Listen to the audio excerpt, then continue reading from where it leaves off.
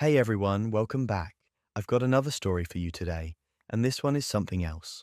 We're building something peaceful in our Minecraft world while I walk you through a tale that proves some people really do write their own downfall without even realizing it. Before we jump in, I just want to take a moment to say thank you. Every like, comment, and bit of support you've shared really means the world to me. I've read all your comments, every single one, and it honestly keeps me going. Seriously, thank you. So our story begins with a guy who thought he had the perfect relationship. 2 years in, everything seemed solid, until one night his girlfriend dropped the news that would change everything. Let's dive in. We'd been together for 2 years when Sarah told me she was pregnant. I remember the exact moment. We were sitting on the couch watching some forgettable show when she just blurted it out. No build-up, no dramatic pause. Just those three words that flipped my entire world upside down. I was 26, barely making enough to cover my own rent, and suddenly I was going to be a father. The panic hit me like a freight train, but after the initial shock wore off, something else kicked in. This protective instinct I didn't even know I had. I looked at her sitting there, tears in her eyes, waiting for me to say something, and I made a decision. That night, I proposed. I used my grandmother's ring, the one my mom had been saving for me since I was a kid. It felt right, terrifying, but right. Sarah said yes, obviously. We cried together, made plans, talked about how we'd make it work. I called my parents at like 11 at night to tell them. My mum actually screamed into the phone. Within a week, we told both our families, started looking at bigger apartments, and Sarah had already made a Pinterest board for the nursery. She wanted to name the baby Emma if it was a girl, Noah if it was a boy. I remember thinking how surreal it all was, how fast everything was moving, but also how committed I felt to making it work. The next few months were a blur. Wedding planning became this whole production. Her mum wanted a big ceremony. My mum wanted us to wait until after the baby came. Sarah wanted something small and intimate before she started showing. It was chaos, but it felt like the kind of chaos you're supposed to have when you're building a life with someone. Her friends threw her a combination engagement and baby shower. I started picking up extra shifts at work to save for the hospital bills and the wedding and everything else that was piling up. I was exhausted, but I was also weirdly proud of myself. I was stepping up. I was doing the right thing. Then one night, about 3 months into all of this, I suggested we go to her next doctor's appointment together. I'd been working so much that I'd missed the first couple, and I wanted to be involved. I wanted to see the ultrasound, hear the heartbeat, all of it. The way she reacted, you would have thought I'd asked to install cameras in her apartment. She got immediately defensive, told me I was being controlling, said she didn't need me hovering over her like she couldn't handle it herself.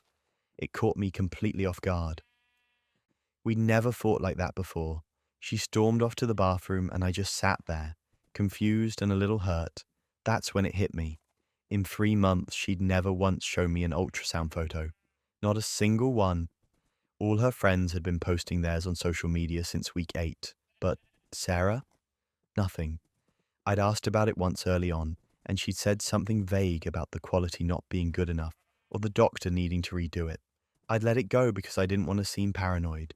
But now, sitting there after that blow-up, my brain started connecting dots I didn't want to connect. I waited until she left for work the next day, and then I did something I'm not proud of. I went into her bathroom and started looking around. No prenatal vitamins, no pregnancy books, no medical paperwork. Nothing. I checked the trash, the cabinets, everywhere.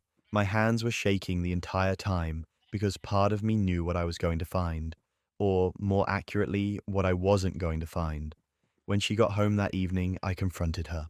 I didn't yell, didn't accuse. I just asked her, point blank, to show me any proof that she was actually pregnant. One ultrasound, one doctor's note, anything. She stared at me for what felt like an eternity, and then she just crumbled, started sobbing, the kind of crying where you can barely breathe, and then she admitted it. She wasn't pregnant. She'd never been pregnant. The words that came out of her mouth after that, I still can't fully process. She said all her friends were getting engaged, and she felt left behind. She said she loved me and knew I was the one, but I was taking too long to propose. She thought if she told me she was pregnant, I'd step up, we'd get married, and then once we were married, we'd just make it real. Like it was some kind of practice round. Like our entire engagement, the ring, the plans, my family's excitement, all of it, was just a test run for the real thing that would come later. I didn't even argue with her. I just took off the ring I'd started wearing, grabbed my jacket, and walked out. I stayed at my best friend's place for a week because I couldn't even look at her. My family was devastated when I told them. My mom cried harder than I did. My dad just kept saying he didn't understand. Like, if he said it enough times, it would start making sense. Sarah's family tried to do damage control, saying she'd been under a lot of stress, that she made a mistake, that everyone deserves a second chance. The worst part? Her friends started messaging me, dozens of them, telling me I overreacted, saying she just loved me too much and made a bad decision out of fear of losing me. One of them literally said, "At least you know she's committed." Committed. The girl faked a pregnancy to manipulate me into marriage, and I'm supposed to see that as a sign of commitment. If you've made it this far into the chaos, you're as addicted to Reddit drama as I am. Make sure to subscribe and tell me where you are watching from in the comments below. But back to my story, because it somehow gets even messier. I'm still trying to get my grandmother's ring back. Sarah refuses to return it. She says it was a real engagement, so she deserves to keep it. Her exact words were, "You gave it to me willingly, and my feelings were real even if the circumstances weren't." My lawyer disagrees. We're currently in this absurd legal back and forth over a ring that's worth maybe $2,000, but means everything to my family. She knows that. She knows what that ring represents, and she's holding it hostage anyway. I've had people tell me I should just let it go, buy my future wife a different ring, move on with my life. And maybe they're right. Maybe I'm dragging this out because I'm still angry, still hurt, still trying to make sense of how someone I trusted could do something so calculated. But every time I think about letting it go, I picture my grandmother wearing that ring, my mom passing it down to me with tears in her eyes, and I just can't. The really messed up part is that sometimes, late at night, I still wonder if I missed something, if there were signs I should have caught earlier, if I was so wrapped up in trying to be the guy who does the right thing, that I ignored red flags that were probably there all along. But then I remember that I'm not the one who faked a pregnancy. I'm not the one who manipulated someone into a proposal. And I realized that no, I didn't miss anything. She was just that good at lying. Sarah still texts me sometimes, apologizing, explaining, asking if we can talk. I don't respond anymore. There's nothing left to say. She wanted a ring and a wedding so badly that she was willing to build it all on a lie. And now she gets to live with the fact that she destroyed something real in the process. Sometimes the best revenge is just letting someone sit with the consequences of their own choices. I was helping my mum move into her new condo when I found it. She'd downsized after living in our family house for almost 30 years, and someone had to go through decades of accumulated stuff in the attic. That someone ended up being me because my brother conveniently had a work trip that week. So there I was, surrounded by boxes of old report cards, Christmas decorations, and photo albums nobody had looked at since we stopped printing pictures. In one of those boxes, buried under a stack of albums from the early 2000s, I found a journal. Dark blue cover, worn at the edges, my mum's handwriting on the inside flap. The date on the first page made me pause. 15 years ago, right around the time my parents split up. I should have closed it right then. I should have put it back in the box and pretended I never saw it. But I didn't. I sat down on the dusty attic floor and started reading. The first few entries were mundane, complaints about work, notes about grocery lists, thoughts about redecorating the living room. Then I got to an entry dated about 3 months before my dad moved out. She wrote about feeling trapped, about how her life had become smaller than she ever imagined it would be. And then she wrote about me. She said having me ruined her body, that she never got back to her pre-pregnancy weight, that she looked in the mirror and didn't recognize herself anymore. She said it derailed her career, that she'd had to turn down a promotion because it required travel, and she had a kid at home. She said my dad only stayed as long as he did out of obligation, but that I'd made their lives impossibly small. That's the phrase she used. Impossibly small, like I was this weight dragging them both down, making it harder to breathe, harder to exist. I kept reading even though every word felt like a punch to the stomach. She wrote that she looked at me sometimes and felt nothing but resentment, that she loved me in theory but struggled with the reality of me, that she wished she could go back and make different choices, live a different life. The entries went on like that for pages, this ongoing internal monologue about how much she regretted becoming a mother, how much she blamed me for everything that went wrong in her marriage. The worst part, and I mean the part that really broke something in me, was realizing when she wrote all of this. I was 13. I was right there in the house, a few rooms away, while she sat at her desk pouring out all this resentment onto paper. And I remember that year so clearly. I was struggling. I was depressed, anxious, convinced that my parents' fighting was somehow my fault. I used to lie in bed at night listening to them argue and wonder what I'd done wrong, how I could fix it, how I could make them happy again. Turns out I was right. It was my fault. Not because I'd done anything wrong, but just because I existed. I sat in that attic for over an hour, reading entry after entry, watching my mum document her slow, emotional unraveling and blame it all on me. There were moments where she'd write something almost affectionate, some observation about a good grade I got, or a funny thing I said, but it was always followed by this undercurrent of bitterness. Like even the good moments were tainted by her resentment. When I finally closed the journal, my hands were shaking. I felt nauseous. I wanted to scream or cry or throw the stupid thing across the room, but I just sat there, staring at the dust particles floating in the afternoon light, coming through the attic window. Part of me wanted to pretend I'd never read it, to shove it back in the box, finish helping her move, and never bring it up. But I couldn't. The words were already burned into my brain, replaying on a loop every time I closed my eyes. I didn't confront her right away. I needed time to process it, to figure out what I even wanted to say. I helped her finish unpacking at the new condo, made small talk about her new neighborhood, pretended everything was normal. She had no idea I'd found it. No idea that I knew exactly how she felt about me during the worst year of my childhood. But last week, I couldn't hold it in anymore. I drove to her place unannounced, walked in with the journal in my bag, and just asked her, point blank, "Did you really feel that way about me? Did you really blame me for everything?" She looked confused at first. Then I pulled out the journal and watched her face change. The color drained. She knew exactly what I'd found. I told her I'd read it, all of it. Every entry where she talked about how much she resented having me, how I ruined her body and her career and her marriage. I asked her if any of it was still true, if she still looked at me and felt nothing but resentment. And here's where it gets absurd. She didn't apologize.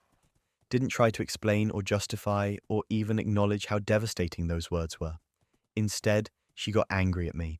She said I violated her privacy, that those were her private thoughts written in a private journal that she never intended for me to see. She said everyone has dark thoughts sometimes, and it wasn't fair for me to judge her based on something she wrote in a moment of weakness 15 years ago. I just stared at her. This woman who raised me, who I'd spent my entire life trying to make proud, was more concerned about her privacy than the fact that her daughter just found out she'd been resented her entire childhood. I told her she didn't have to share those thoughts with me directly. I already felt them every single day. She tried to backtrack then, said I was being dramatic, that of course she loved me, that parenthood is just hard and she was venting, but the damage was done. You can't unring that bell. You can't read someone's unfiltered thoughts about how much they resent your existence and then just go back to normal family dinners and phone calls about the weather. I think about that 13-year-old version of me a lot now, the one who thought she was broken, who thought she was the reason her parents couldn't stay together, who spent years in therapy trying to unpack why she always felt like she wasn't enough. Turns out my instincts were right all along. My mum did blame me. She did resent me. And the worst part is that she still doesn't think she did anything wrong. She's still more upset that I read her journal than she is about what was actually written in it. People keep telling me I should forgive her, that holding on to anger will only hurt me in the long run. But I don't think I'm angry anymore. I'm just sad. Sad for that 13-year-old girl who deserved better. Sad that I spent so many years trying to earn love from someone who apparently saw me as an obligation. And sad that even now, given the chance to acknowledge the pain she caused, my mum chose to defend her right to privacy over my right to feel hurt. I haven't talked to her since that conversation. She's called a few times, sent some texts that I haven't opened. Part of me wonders if I'm overreacting, if I should just accept that parents are human and humans have complicated feelings. But another part of me, The part that remembers being 13 and depressed and convinced it was all my fault, knows that some things you just can't come back from. The journal is still in my car. I don't know what to do with it. Returning it feels wrong, keeping it feels worse. Maybe I'll just leave it there, this tangible proof that sometimes your worst fears about what people think of you are actually true. And speaking of secret double lives, you won't believe what one woman found on her partner's social media, just 2 weeks after he said, "I love you." My brother Jake had always been the golden child. Successful career, always traveling, always busy with something important. At least that's what we all thought. For years, he'd been missing major family events. My wedding. Couldn't make it. Last-minute conference in Seattle. My daughter's birth. Stuck at a crucial meeting in Denver. Thanksgiving, Christmas, birthdays, you name it. There was always some work thing that came up at the last possible second. And honestly, I resented him for it. I thought he'd become one of those people who prioritizes their career over everything else, who thinks they're too important to show up for family. Our parents always defended him, every single time. My mum would say he was building his career, that we needed to be understanding, that he was under a lot of pressure. My dad would chime in about how competitive his industry was, how these networking opportunities were crucial for his future. They made me feel guilty for even being upset about it, like I was being selfish for wanting my brother at my wedding, or for wanting my daughter to meet her uncle. So I stopped complaining. I stopped expecting him to show up. I just accepted that Jake had better things to do than be part of our lives. This went on for 3 years. 3 years of excuses, 3 years of last-minute cancellations, 3 years of me watching my parents make excuses for him while I quietly built up this wall of resentment. I'd see photos of other people's families all together at holidays and feel this pang of something I couldn't quite name. Jealousy, maybe, or just sadness that my family couldn't be like that because my brother was too busy climbing some corporate ladder. Then one day, out of nowhere, my aunt called me. My aunt Linda, who works in hospital administration 3 states over. She sounded weird on the phone, like she was choosing her words very carefully. She asked if I'd talked to my parents recently. I told her, yeah, just yesterday. Why? There was this long pause, and then she just said it. She'd seen Jake at the intake facility where she works. He'd been there for weeks. I didn't understand at first. I asked her what kind of intake facility. Was he sick? Had something happened? She got quiet again and then told me I needed to talk to my parents, that it wasn't her place to say more. I hung up and immediately called my mum, demanded to know what was going on. Where was Jake, really? What was Aunt Linda talking about? My mum started crying, just immediately broke down on the phone. And then she told me, Jake wasn't traveling for work. He hadn't been for almost 8 months. He was in rehab, had been in and out of treatment facilities for opioid addiction. They'd been funding it, coordinating it, managing everything. And they'd lied to the entire family about where he was and what he was doing. I couldn't speak. I literally could not form words. 8 months. They'd known for 8 months and said nothing. Every time I'd asked about Jake, every time I'd mentioned missing him at an event, every time I'd made some passive-aggressive comment about his career being more important than family, they'd known the truth and they just kept lying. When I finally found my voice, I asked why. Why would they lie about something like this? My mum said they were protecting his privacy, that Jake didn't want anyone to know, that he was ashamed, that they didn't want to shame him further by telling the family. My dad got on the phone and said they thought it was the right thing to do, that addiction carries such a stigma and they didn't want people judging him. I lost it.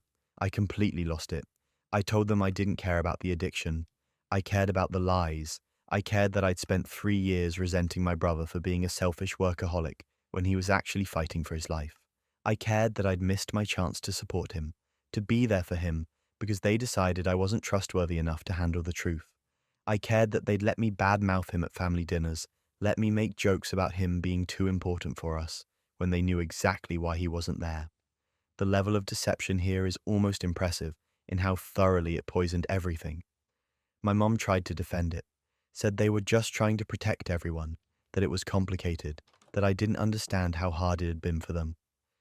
I told her that what was hard was finding out my entire family had been lying to me for months, that what was complicated was trying to reconcile the fact that my parents thought I was either too judgmental or too stupid to be trusted with the truth about my own brother. But that wasn't even the worst part. When I talked to my sister later that day, she already knew. They'd told her 6 months ago. She'd been helping coordinate some of the logistics, keeping track of which facility he was at, covering for them when they traveled to visit him. My parents had decided she could handle it, but I couldn't. They'd made a conscious choice about who deserved the truth and who deserved lies, and I'd fallen on the wrong side of that line. I stopped talking to my parents for weeks, didn't return their calls, didn't respond to texts. I was so angry I couldn't see straight, and it wasn't just anger at them. I was angry at myself for not seeing it, for not questioning the excuses more, for accepting their explanations at face value. I was angry at my sister for keeping the secret. I was angry at Jake for not trusting me enough to tell me himself. I was just angry at everyone and everything. Jake got out of rehab about a month after I found out. He'd completed a 90-day program and was moving into a sober living house. My parents wanted to have this big family dinner to celebrate, like we were all just going to pretend the last 3 years hadn't happened. I told them I'd come, but only if I could talk to Jake alone first. We met at a coffee shop near his new place. He looked different, thinner, older somehow, but also more present than I'd seen him in years. We sat down, and for a few minutes neither of us said anything. Then I just asked him, "Why didn't you tell me? Why did you let me think you didn't care about us?"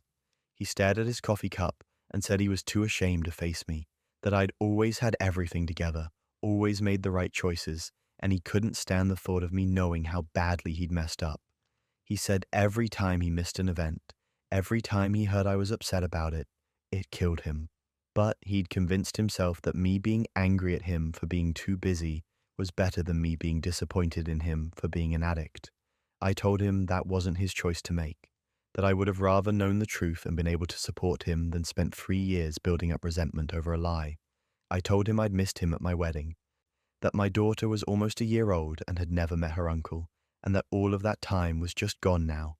We couldn't get it back. He started crying, said he knew that he'd wanted to reach out so many times but didn't know how, that our parents had convinced him they were protecting him by keeping it quiet, but now he realized they'd just isolated him even more, that he'd lost 3 years of his niece's life because everyone was too busy protecting him from imaginary judgment. This is where patience finally snapped. I told him I wasn't mad about the addiction. I was mad about being lied to. I was mad about being treated like I couldn't handle the truth. I was mad that my parents had made decisions about my relationship with my brother without ever asking me what I wanted, and I was mad that he'd let them. We talked for 2 hours. He apologized, I apologized for the resentment I'd carried, and we both agreed that our parents had handled everything in literally the worst possible way. He told me about the rehab, about the struggle, about how hard it had been to get clean. I told him about my daughter, about my wedding, about all the things he'd missed. It wasn't comfortable, but it was honest. More honest than any conversation we'd had in years. The relationship with my parents is still strained. They still think they did the right thing. They still frame it as protecting Jake's privacy, like that justifies lying to their other children for months. My sister has tried to play peacemaker, but I'm not interested in pretending everything's fine when it's not. Jake and I are rebuilding slowly. He's been sober for 6 months now. He came to my daughter's first birthday party. He's trying and I'm trying, and that's all we can really do. But the trust that was broken wasn't just between me and him. It was between me and my entire family. And I don't know if that ever fully comes back. They wanted to protect him from shame, but all they did was create years of unnecessary pain for everyone involved. Privacy is one thing, elaborate deception is another, and I'm still trying to figure out how to forgive them for not knowing the difference. I'm a single mum. That's just the reality of my life. My daughter's father checked out before she was even born, and I've been doing this on my own ever since. Well, not completely on my own. My mother has always been there. Always. Maybe too much, if I'm being honest. But when you're working full-time and trying to raise a kid solo, you don't really question the help when it's offered. She watches my daughter while I work, takes her on weekends, buys her clothes and toys and everything she could possibly need. I appreciated it. I thought we had this good system going where she got to be the fun grandma and I got to actually keep a roof over our heads. My daughter is 5, smart, chatty, always coming home with stories about what she did at grandma's house. They bake cookies, go to the park, watch movies, normal grandma stuff. So when she mentioned the nice lady with the papers who came to visit, I didn't think much of it. I figured it was maybe someone from my mum's church or a neighbor or something. Kids meet people all the time. I asked a few follow-up questions, got vague 5-year-old answers, and moved on. Then I got a call from social services, a woman on the phone asking about my consent to transfer guardianship. I remember standing in my kitchen, phone pressed to my ear, completely frozen. I asked her to repeat what she'd just said because it didn't make any sense. She explained very matter-of-factly that my mother had filed paperwork to legally adopt my daughter, that she'd submitted a petition claiming I was neglectful, that she'd been the primary caregiver for years, and that it was in the child's best interest to formalize the arrangement. I couldn't breathe. I literally felt like someone had knocked the air out of my lungs. I told the woman there had to be some mistake, that I never consented to anything, that I had no idea what she was talking about. She seemed surprised, said she'd look into it, and that someone would be in touch. I hung up and immediately called my mother. She didn't answer. I called again and again, left voicemails that probably sounded unhinged because I was panicking. Finally, she texted me saying she was busy and would call me later, like this was just some casual thing we'd chat about when she had a free moment. I drove to her house, showed up unannounced, let myself in with the key I still had, and found her in the living room with my daughter watching cartoons. I kept my voice calm because my daughter was right there, but I told my mum we needed to talk. Now. She said we could talk later, that I was being dramatic. I told my daughter to go play in the other room, and then I asked my mother point blank what the hell she'd done. She got defensive immediately, said she was trying to help, that I was struggling, that my daughter deserved stability I couldn't provide. I asked her if she'd really filed adoption papers. She admitted it, just straight up admitted it like it was the most reasonable thing in the world. Said she'd consulted with a lawyer, that she had a strong case, that she was doing this for my daughter's own good. I asked her how she thought forging my signature and lying to social services was for anyone's good. She said she hadn't forged anything, that she had documentation proving she was the primary caregiver. That's when it clicked. The photos. My mum was always taking photos of my daughter, at her house, at the park, doing activities together. I thought she was just being a proud grandma, posting on Facebook, making memories, but she'd been building a case, documenting every moment they spent together to make it look like she was raising my daughter instead of me. And here's where it gets absurd. She'd coached my daughter, taught her to say she wanted to live with grandma forever, told her it would be fun, like a sleepover that never ended. My 5-year-old had no idea what any of it meant, but she'd been repeating these lines to the social worker who came to do a home visit. The nice lady with the papers. I took my daughter and left, told my mother not to contact us, that I'd be getting a lawyer, and that she'd just destroyed whatever relationship we had left. She started crying, saying I was overreacting, that she was just trying to help. The cognitive dissonance was genuinely impressive. She'd filed legal documents to take my child away from me, and still somehow saw herself as the hero of this story. I hired a lawyer the next day, spent money I absolutely did not have on someone who could navigate this nightmare. They requested all the documentation my mother had submitted. It was extensive, photos spanning 3 years, receipts for things she'd bought, testimony from her friends about how often they saw her with my daughter.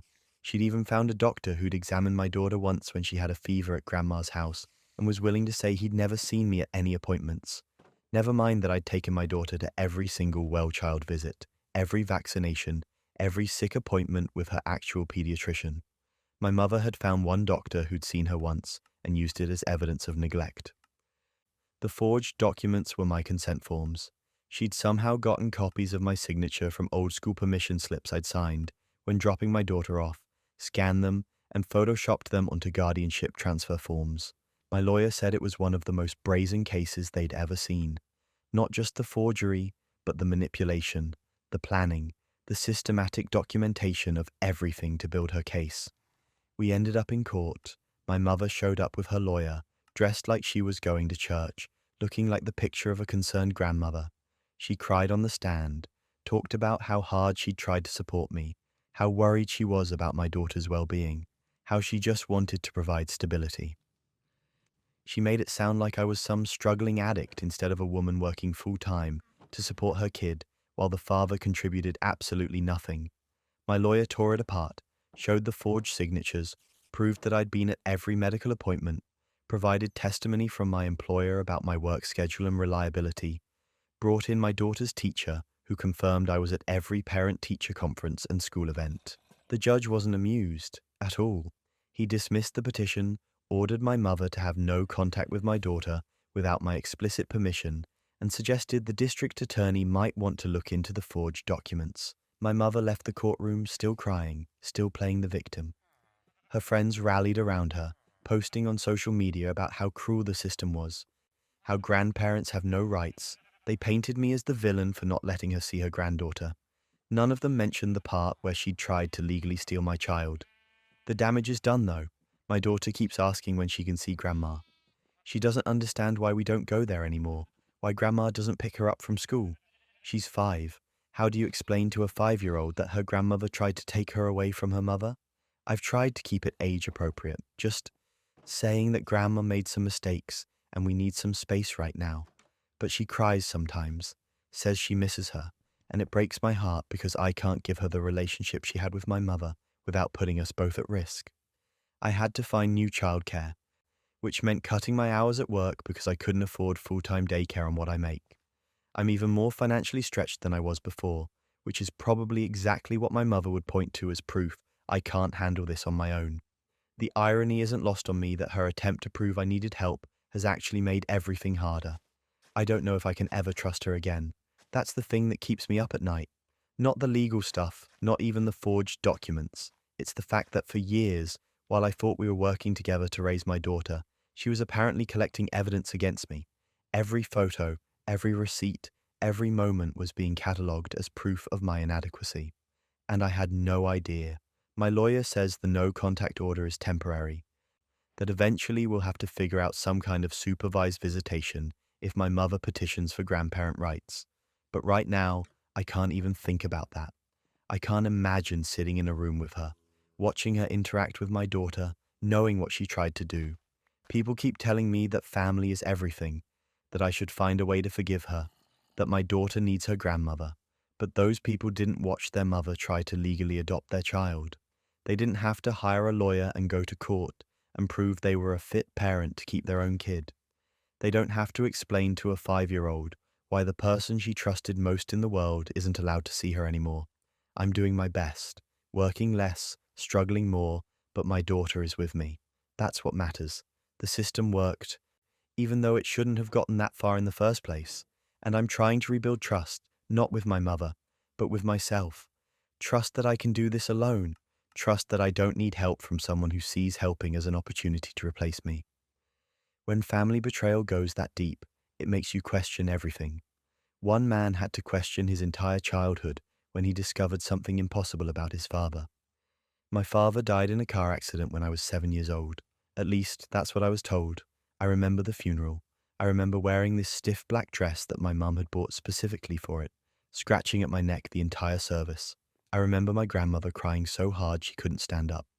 I remember looking at the closed casket and not understanding why I couldn't see him one last time. My mum said the accident had been too severe, that it was better to remember him the way he was. I grew up with that story. It shaped everything about me. I was the kid whose dad died young. Teachers would give me sympathetic looks when Father's Day projects came around. Friends would get weird and uncomfortable when the topic of parents came up. I learned to live with it, this hollow space where a father should have been.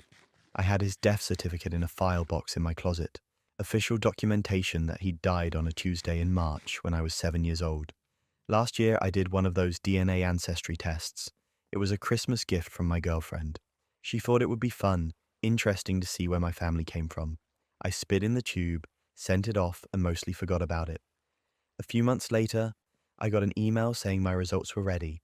I logged in expecting to see some percentages of European ancestry and maybe a few distant cousin matches. Generic stuff. Instead, I had a close family match. A half-sister. The name meant nothing to me.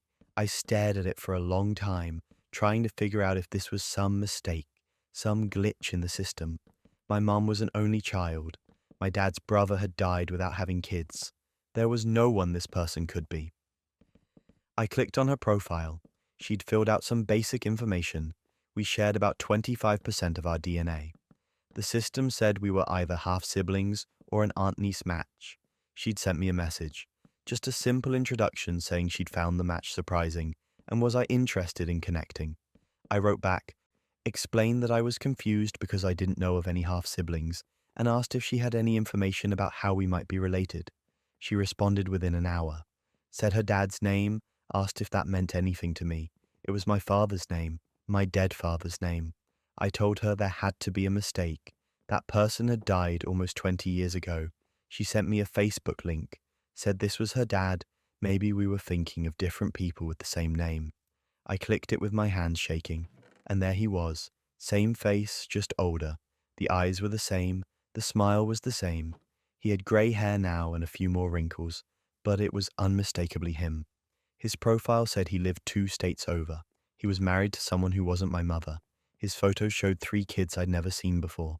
Birthday parties, graduations, family vacations. My father, alive, living a completely different life. I couldn't process it. I sat at my desk staring at those photos for hours. There was one of him at what looked like a high school graduation, arm around a teenage girl, both of them smiling. The date was from 2 years ago. I would have been 25. He'd been alive my entire adult life, and I'd had no idea. I called my mum, didn't even know what I was going to say. When she answered, I just asked her if Dad was really dead. There was this long, terrible silence. Then she asked where this was coming from. I told her about the DNA test, about the half-sister, about the Facebook profile. She started crying immediately. Then she admitted it, just broke down and admitted the whole thing. He'd wanted out of our lives. Said he couldn't handle being a father, that he'd made a mistake, that he needed a fresh start. They talked about divorce, about custody arrangements, and he'd said he didn't want any of it. Didn't want to be a weekend dad or pay child support or have any connection to his old life. So my mum had suggested they fake his death, make it clean, make it final. She said she'd thought it would be easier on me than knowing my father had voluntarily abandoned me. Easier, she used that word.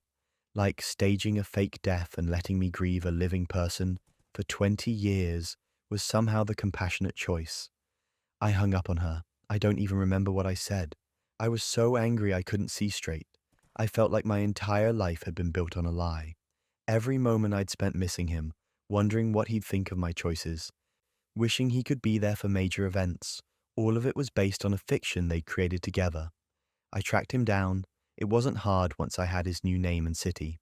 I found his address, took a day off work, and drove the 4 hours to where he lived. I didn't call ahead, didn't warn him. I just showed up at his door on a random Tuesday afternoon and knocked. He answered, looked at me for a second like he was trying to place me. Then I watched the recognition hit him. All the color drained from his face. He looked terrified, actually terrified, like I was a ghost come back to haunt him, which, I guess from his perspective, I kind of was. I asked if we could talk. He glanced back into the house, then stepped outside and closed the door behind him. We stood on his front porch, this man who was supposed to be dead. And I asked him why he'd done it, why he'd let me think he was dead instead of just being honest about not wanting to be my father. He said he'd been a different person back then, young, immature, not ready for the responsibility. He said my mom had suggested the fake death, and he'd agreed because it seemed like the cleanest break. No messy custody battles, no awkward visitation schedules, no child support negotiations. Just a clean ending so they could both move on. I asked him if he ever thought about me, if he ever wondered how I was doing, if I was okay, if I needed anything. He looked at his shoes and said sometimes, just that one word. Sometimes, not often, not every day, not with regret or longing or any of the emotions you'd expect from a parent thinking about their child. Sometimes. Like I was an old acquaintance he occasionally remembered existed. I asked if his new family knew about me. He said no. His wife thought he'd never been married before, that her kids were his first.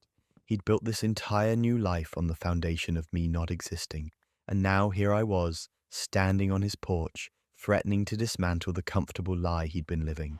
That's when everything unraveled. His wife opened the door, asked if everything was okay. He introduced me as an old friend passing through town. Couldn't even tell her the truth when I was standing right there. I could have exposed him right then, could have told her everything, but I just excused myself and left. What was the point? He'd already made it clear what I meant to him, which was basically nothing. I haven't spoken to either of them since. Not to him, not to my mom. My half-sister reached out a few more times, confused about what happened, but I didn't know how to explain it to her. She grew up with a father. I grew up with a grave. We don't have anything in common except DNA. The thing that keeps me up at night isn't even the fake death anymore. It's the realization that my mom looked at her 7-year-old daughter and decided that letting me grieve a dead parent was preferable to telling me the truth, that they both agreed my emotional well-being was worth sacrificing for their convenience, and then they just moved on with their lives while I carried that grief for 2 decades. People keep asking me if I'm going to try to build a relationship with him now. Like discovering your dead father is actually alive automatically means you want him in your life. But the man who answered that door isn't my father. My father, the one I grieved for, he would have fought to stay. He would have figured it out. This guy, he's just a stranger who happens to share my DNA and decided 20 years ago that I wasn't worth the effort. I told my girlfriend I wish I'd never taken that stupid DNA test. She said, at least now I know the truth. But honestly, the fantasy of a father who loved me but died too soon was a lot easier to live with than the reality of a father who just didn't want to be my dad.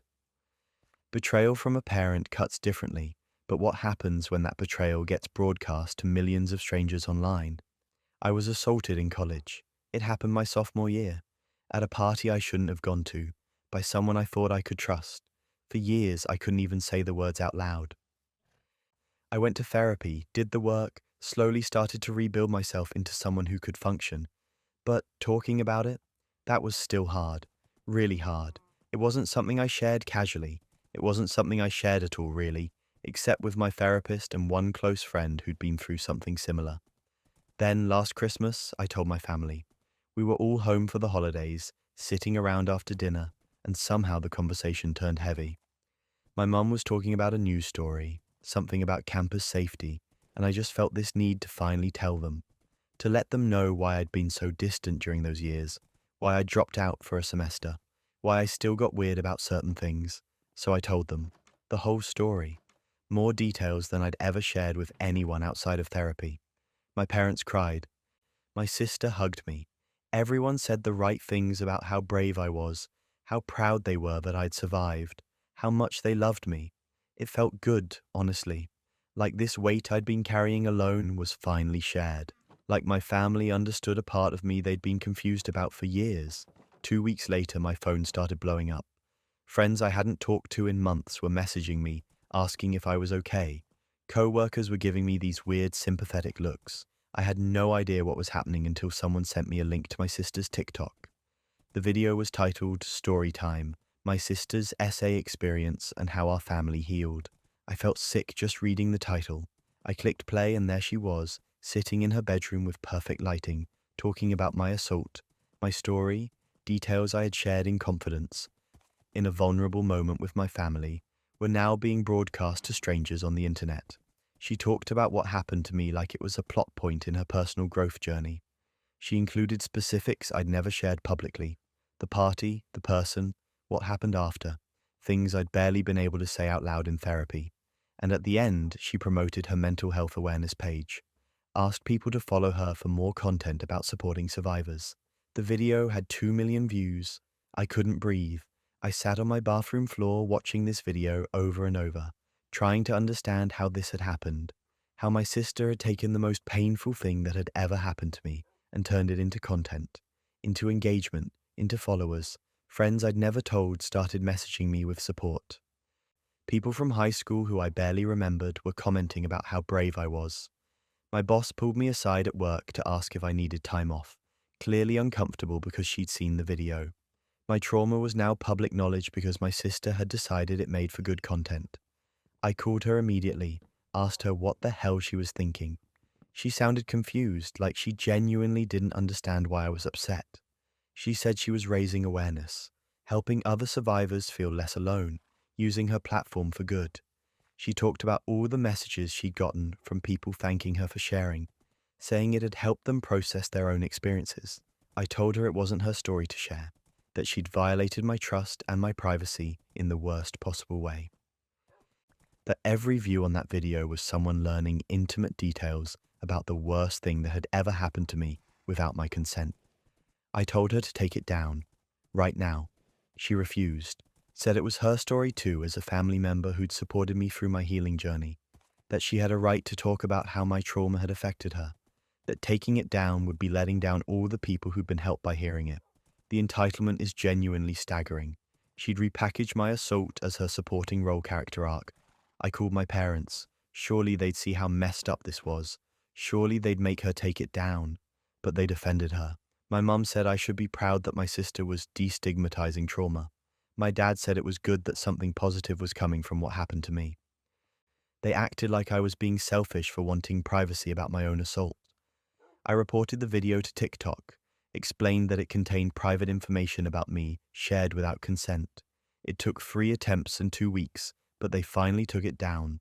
By then, it had over 3 million views. It had been stitched, reposted, commented on thousands of times. Screenshots of it were all over other platforms. The damage was done. I cut contact with all of them. My sister, my parents, everyone who'd thought it was acceptable to share my story without permission.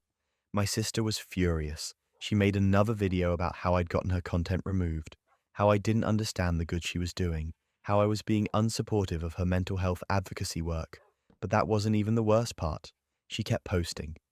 Started making videos about how I'd abandoned the family over a misunderstanding, how she'd been trying to help me and I'd turned it into a fight. She never mentioned what the misunderstanding was, so to her followers it just looked like I was the unreasonable one. She positioned herself as the victim of a family conflict, never acknowledging that the conflict was about her exploiting my trauma for views. Her comment sections were full of people taking her side, saying family is everything, that I should forgive her, that she clearly meant well. None of them knew the full story because she'd conveniently left out the part where she'd shared deeply personal details about my assault without asking me first.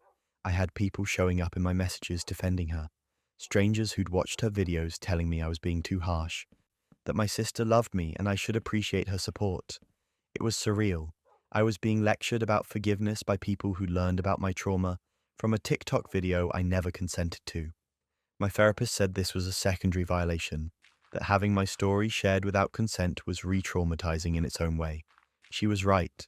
I'd spent years learning to reclaim my narrative, to decide who knew what and when. My sister had taken that control away from me in 15 seconds of video for an algorithm. The thing that kills me is that she still doesn't get it. In her mind, she was being a good sister, supporting me, raising awareness. She genuinely believes she did nothing wrong, that I'm the problem for wanting privacy about something she thinks should be shared to help others. She's turned my boundary into proof of my dysfunction. I haven't spoken to any of them in months. My sister still posts her mental health content, still positions herself as this advocate and ally. I have to live with the knowledge that millions of people know details about the worst day of my life because someone I trusted decided it was worth trading for internet fame. And my family thinks I'm the one who owes an apology. Trust, once broken like this, doesn't come back. You can't unknow that someone sees your pain as content, that your vulnerability is just material for their brand. And you definitely can't rebuild a relationship with people who think views and followers matter more than your consent. Some people will exploit anything for attention. But one husband found out his partner was keeping a secret that made viral fame look innocent. I thought Derek and I were solid. Like, genuinely solid. We'd been together for 6 months, which I know isn't that long in the grand scheme of things, but it felt serious. We were talking about moving in together, looking at apartments online, debating neighborhoods. He'd met my friends, I'd met his co-workers. We had inside jokes and a routine and all those little things that make a relationship feel real. I was happy, actually happy. Then one night I borrowed his laptop to check my email because my phone had died and I'd left my charger at work. He was in the shower, told me to go ahead and use it. I logged into my Gmail and was about to close the browser when I noticed a folder on his desktop labeled D+M Forever. My name is Melissa. I figured it was something sweet he was working on. Maybe photos from our trip last month, or something he was putting together for our 6-month anniversary coming up. I clicked on it, and there they were. Professional wedding photos, hundreds of them. Derek in a tux, looking happier than I'd ever seen him, standing next to a woman in a white dress. A woman who definitely was not me. I scrolled through them in this weird state of shock. The reception, the ceremony, the pose shots with family. They looked so happy, so in love. The kind of photos you'd frame and put on your wall. I checked the date stamp on the files. 2 weeks before Derek and I met. 2 weeks. My brain couldn't process it. Was this an ex? Some previous relationship that ended badly? But why would he keep professional wedding photos on his desktop labeled forever? I looked closer at one of the reception photos. There was a banner in the background with their names and a date. The date was from 7 months ago, 1 month before Derek and I started dating. I reverse image searched a photo of the woman, found her Instagram immediately. Her profile was public. Recent post from 3 weeks ago, a beach sunset photo captioned, "Honeymoon bliss with my forever husband," with a photo of her and Derek, posted while he was supposedly at a work conference, while he was texting me goodnight, while we were planning our future together. I scrolled further back on her page. Their whole relationship was documented. The proposal, the wedding planning, the bachelorette party, the ceremony. Photos of them at restaurants I recognized because Derek had told me about going there for work dinners. A post from 2 months ago about how lucky she was to have such a supportive husband who understood her career. Posted the same week Derek had stayed at my apartment 4 nights in a row. I felt physically sick, like the room was spinning and I couldn't catch my breath. I sat there on his couch, his laptop open in front of me, listening to the shower run, trying to figure out if this was real or if I was having some kind of breakdown. He came out of the bathroom in sweatpants and a t-shirt, smiling, asking what I wanted for dinner. I just turned the laptop around and showed him. Watched his face go white. Watched him scramble for an explanation. He sat down next to me and swore he was leaving her. That the marriage was a mistake, something he'd gotten pressured into by his family. That he'd realized he didn't love her almost immediately. That meeting me had made him understand what real love felt like. He said he'd been working up the courage to tell her, to file for divorce, that he just needed more time. He begged me not to ruin his life. Those were his actual words. Don't ruin my life. Like I was the one who'd done something wrong.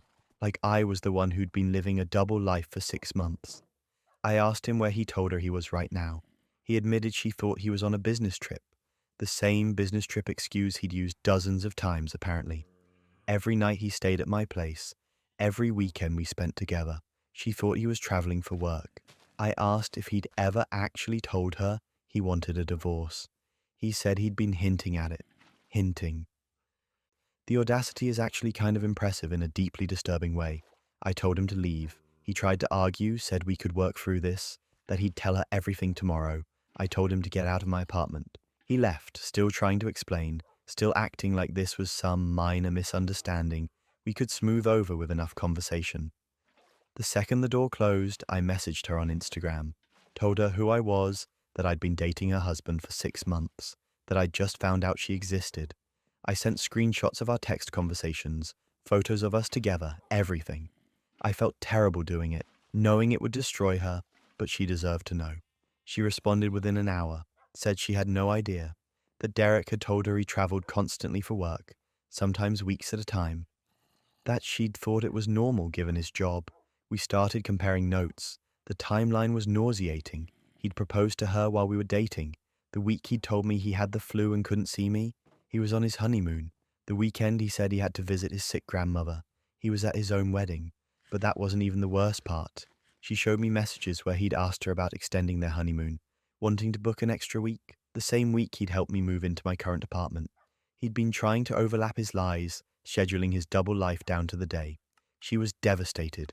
I was devastated. We were both sitting in our respective homes, talking to each other on Instagram, trying to piece together which version of Derek was real, or if any of it had been real. She told me about their life together, how he'd come home from his trips exhausted, how he'd sometimes smell like unfamiliar perfume and blame it on sitting next to someone on a plane, how he'd been distant lately, but she'd chalked it up to work stress. I told her about our relationship, how attentive he'd been, how he'd talked about our future, how he'd never given me any reason to suspect he was married. We realized he'd been living two completely separate lives, two apartments, two routines, two sets of friends who never overlapped. He'd even had different hobbies with each of us. With her, he was into hiking. With me, he claimed he hated the outdoors and preferred staying in. We both left him. She filed for divorce that week. I blocked him on everything. He tried to reach out through mutual friends, sending messages about how he'd made a mistake, how he loved both of us, how he just needed a chance to explain. His explanations at this point were beyond worthless. You can't explain your way out of building two separate lives and lying to everyone involved. His friends tried to defend him, said he was confused, that he'd been under a lot of pressure, that people make mistakes. But this wasn't a mistake. Mistakes are accidental. This was calculated. Every lie, every excuse, every moment he spent with one of us, while the other thought he was somewhere else. That takes effort, planning, a level of deception that's honestly exhausting to even think about. Last I heard, he's on Hinge again. I know because a friend matched with him to see what his profile said. He listed himself as single, never married, looking for something serious. No mention of the wife he'd just divorced, or the girlfriend he'd been juggling simultaneously. Just a clean slate, ready to do it all over again with someone new who doesn't know to look for the red flags. The thing that keeps me up at night is wondering how long he thought he could maintain it. Did he have an exit strategy? Was he planning to eventually pick one of us? Or was he just living in the moment, enjoying having two separate lives, figuring he'd deal with the fallout when it inevitably exploded? I hope she's doing okay. We don't talk anymore. Too painful, I think, to be reminded of how thoroughly we were both deceived. But I think about her sometimes. Wonder if she has trust issues now, if she questions everything the way I do, if she sees a guy on a dating app and immediately starts looking for the signs we both missed. Derek taught me that some people are just really good at lying. Not in a forgivable, everyone makes mistakes way. In a methodical, practiced, I've done this before way. And the scariest part is that if I hadn't borrowed his laptop that night, I might still not know. He might have kept it going for months, maybe years. Some people really will do anything to avoid the truth. Double lives, fake deaths, secret marriages. Seems like some people will do anything to avoid the truth. But sometimes the truth finds you in the strangest places, like a Spotify playlist. I was in the car with my boyfriend Tom when his phone automatically connected to the Bluetooth. We were heading to dinner, just a regular Tuesday night, nothing special. His Spotify started playing and I heard him say, "Oh, wrong playlist," reaching for his phone. But I told him to leave it. I like discovering new music and I was curious what he'd been listening to. The playlist was called Songs That Remind Me of Us. I remember smiling when I saw the title on the car display, thinking it was sweet that he had a whole playlist dedicated to our relationship. The first song started and I didn't recognize it, but it had a nice melody. Then I actually listened to the lyrics. It was about heartbreak, about losing someone you loved, about wishing you could go back in time and fix things. I figured maybe it was just that one song, that he liked the sound of it even if the lyrics didn't match. But then the next song came on. The one that got away, then I Miss You, then Wish You Were Here. Every single song was about loss, longing, heartbreak. Songs about someone you can't forget, someone you're still in love with even though they're gone. I sat there listening, trying to figure out how any of this reminded him of us. We were together. We were fine. Or at least I thought we were. I asked him about it as casually as I could. Said the playlist had an interesting theme for something called Songs That Remind Me of Us. He barely glanced over, just said it was old, that he listened to those songs a lot, and the title didn't really mean anything, just music he liked. But something about the way he said it felt off. Too quick, too dismissive. When I got home that night, I couldn't stop thinking about it. So I did something I'm not particularly proud of. I logged into Spotify on my laptop and looked at his public playlists. The one from the car wasn't there. I checked his profile more carefully and found a section for playlists he'd made private. There it was, but it wasn't called Songs That Remind Me of Us. It was titled L-Forever. His ex's name is Lauren. I clicked on it even though I knew I shouldn't. 120 songs, all of them about heartbreak, regret, missing someone, wishing things had turned out differently. The playlist had been updated weekly. The last modification was 3 days ago. 3 days. We'd been together for a year and he was still actively curating a playlist dedicated to his ex. I scrolled through the songs, reading titles and lyrics, feeling progressively more sick. These weren't just songs he happened to like. They told a story about someone he couldn't let go of, someone he thought about constantly, someone he apparently still considered his forever, even though he was supposedly building a life with me. There were songs I recognized from our time together, songs that had played during dinners, during road trips, during quiet nights at his place. I'd thought they were just part of the soundtrack of our relationship. Turns out they were part of the soundtrack of him missing someone else. I didn't confront him immediately. I needed time to process what I'd found, to figure out what it meant and what I wanted to do about it. But the next day, I couldn't hold it in anymore. I asked him point blank about the Lauren Forever playlist, watched his face change as he realized I'd seen it. He tried to downplay it at first, said he still thought about her sometimes, but it didn't mean anything. That everyone thinks about their exes occasionally, that it was normal, that I was overreacting. I asked him how often sometimes was, if he was adding songs to the playlist every week. He didn't have an answer for that. Then I asked him the question I'd been avoiding. Did he love me? There was this pause, this long, horrible pause where he just looked at me, clearly trying to figure out what to say. And that hesitation told me everything I needed to know. If you have to think about whether you love someone you've been with for a year, you don't. Not really. Not the way you should. He tried to walk it back, said of course he loved me, that he was just caught off guard by the question. But it was too late. I'd seen the truth in that moment of silence. I was the placeholder. The person he was with while he processed his feelings about the person he actually wanted. I ended it that night. Told him I deserved to be with someone who didn't have to think about whether they loved me. Someone who wasn't maintaining a shrine to their ex disguised as a Spotify playlist. He tried to argue, said I was being unfair, that he'd delete the playlist right now if it would make me feel better. I told him it was too late for that. The playlist wasn't the problem. The fact that he needed it was. What happened next? Nobody saw it coming. A week later, he texted me saying he'd deleted the playlist, that he realized how much it had hurt me and he wanted me to know he'd gotten rid of it. Part of me wondered if it was true, if maybe I'd misjudged the situation. So I checked his Spotify. The playlist was still there. He'd just made it private, changed the settings so I couldn't see it anymore, but kept every single song. 120 reminders of Lauren. 120 pieces of evidence that he'd never actually moved on.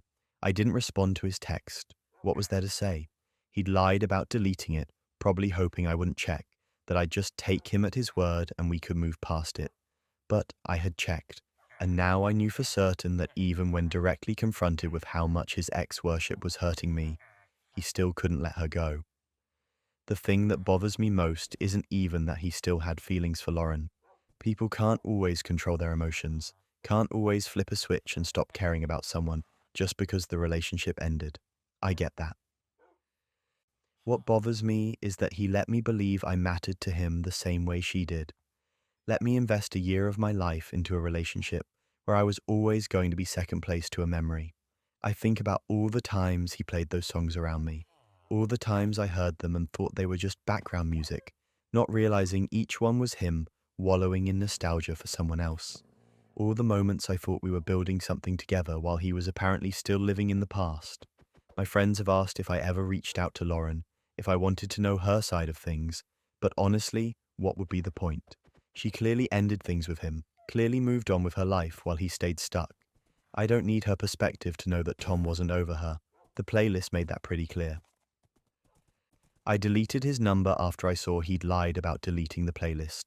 Blocked him on everything so I wouldn't be tempted to keep checking if it was still there, still being updated, still being the digital monument to a relationship that apparently meant more to him than anything we'd had together. It's been a few months now. I still hear some of those songs sometimes, on the radio or in stores, and I feel this little twist in my stomach. But it's getting better. I'm getting better. And I'm definitely not making playlists about Tom, so I'd say I'm handling the breakup significantly more healthily than he handled his with Lauren. Lingering exes are one thing, but what happens when your ex takes obsession to a professional level? After my breakup with Ryan, I completely spiraled. We'd been together for 3 years and the ending was messy. Lots of screaming, accusations, the kind of breakup where you both say things you can't take back. I was a wreck for weeks. Couldn't sleep, couldn't focus at work, kept replaying every argument in my head, trying to figure out where it all went wrong. My friends suggested therapy, and I finally agreed. I needed help processing everything. I found a therapist online. Her name was Dr. Emma Clark. She had excellent reviews on the platform, specialized in relationship trauma and post-breakup recovery. Her profile said she had a PhD in clinical psychology and over 10 years of experience. She looked professional in her photo, warm smile, kind eyes. Exactly what I needed. I booked a session. Our first video call went really well. She was empathetic, asked good questions, made me feel heard in a way I hadn't felt in months. She wanted to understand my relationship with Ryan in detail. What had attracted me to him, what our dynamic had been like, what specific incidents had led to the breakup. I appreciated how thorough she was. It felt like she really cared about helping me heal. We started meeting weekly, then twice a week when I was having a particularly hard time. For 3 months, I poured my heart out to Dr. Emma, told her things I hadn't told anyone else. My deepest insecurities about the relationship, moments where I'd felt manipulated or gaslit, fears about whether I'd ever be able to trust anyone again. She listened to everything, took notes, gave me coping strategies and homework assignments. She asked a lot of questions about Ryan specifically, what he'd said during arguments, how he'd reacted to certain situations, what his triggers were. At the time, I thought she was helping me understand our dynamic better, so I could avoid similar patterns in future relationships. Looking back, I should have noticed how unusually focused she was on him rather than on me. Then one session, about 3 months in, her camera glitched, just for a second. The screen froze and then flickered. And in that flicker, I saw a different face, a man's face, Ryan's face, wearing a wig but unmistakably him. I screamed, just an involuntary gut-level scream of horror. The call dropped immediately. I sat there staring at my blank screen, trying to process what I'd just seen. Told myself I'd imagined it, that I was so traumatized by the breakup, I was seeing his face everywhere. But I knew what I'd seen. That was Ryan. My hands were shaking as I went back to the therapy platform. I reported the account immediately, explained what had happened, demanded to know if Dr. Emma Clark was actually a licensed therapist. They said they'd investigate and get back to me within 48 hours. I couldn't wait that long. I started doing my own research, searched for Dr. Emma Clark, clinical psychologist. Found nothing. No licenses, no publications, no record of anyone with that name and credentials existing. I reverse image searched her profile photo. Stock image from a healthcare website. Everything about her was fake. The platform got back to me in less than a day. Dr. Emma Clark wasn't licensed, wasn't even a real person. They'd verified credentials when the account was created, but someone had submitted forged documents. They were refunding all my session fees and permanently banning the account. They suggested I file a police report. I filed the report that same day, told them everything, showed them screenshots of our sessions, the moment I'd seen Ryan's face, all of it. The police took it seriously, thank God. They contacted the platform for IP addresses and payment information. It all traced back to Ryan. He'd created an entire fake identity, used a voice modulator to sound like a woman, spent 3 months pretending to be my therapist so he could learn how to win me back. Every vulnerable thing I'd shared, every fear and insecurity, he'd been cataloging it all. Not to help me heal, but to figure out how to manipulate me into giving him another chance. Things went from bad to unhinged when I got his apology email.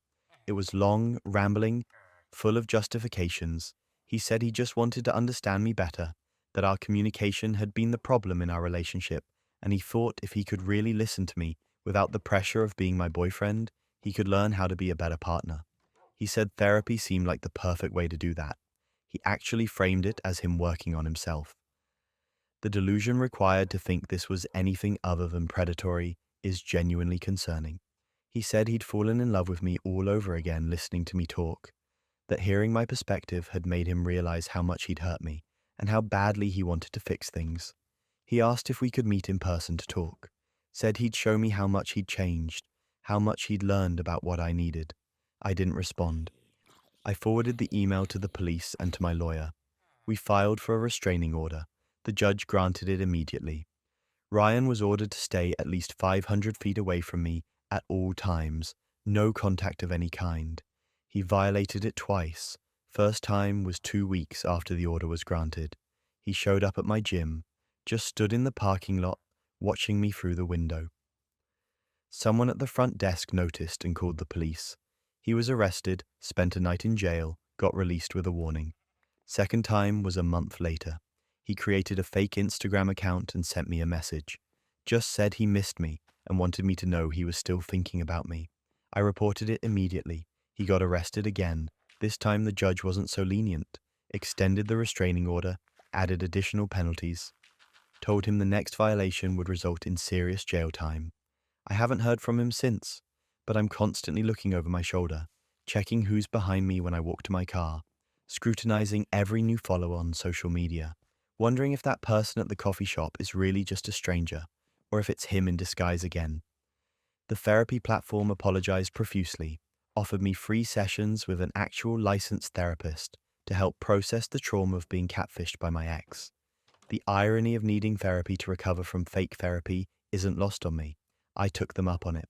My new therapist is very real, very licensed, and we only do in-person sessions because I can't handle video calls anymore.